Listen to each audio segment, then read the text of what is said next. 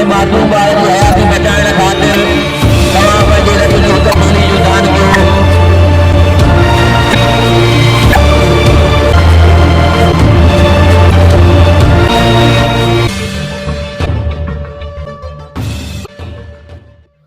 दीना दिन करमपुर मां अहम ख़बर जी आगाही शेयर कंदा हलूं।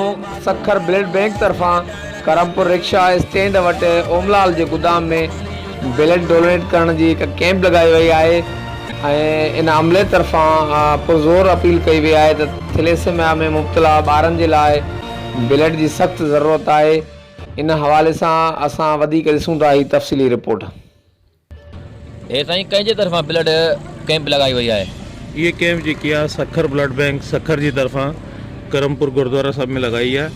इनमें असां वटि जेका थैलेसीमिया जे जेका ॿार आहिनि इन्हनि खे 15 ॾींहं हफ़्ते में रत जी ज़रूरत पवंदी आहे।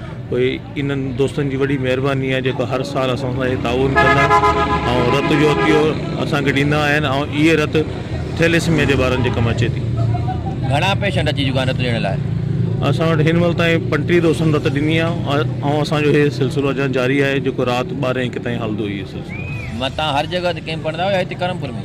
न, असां सॼे सिंध में गुरुद्वारनि में मंदरनि में पंहिंजो जेको आहे मस्जिदनि में मदरसनि में ऐं मुख़्तलिफ़ टाउन्स में असां ब्लड डोनेशन वग़ैरह कैंप कंदा आहियूं जेको रत वठी थैलेसीमिया जे ॿारनि खे असां ॾियूं था।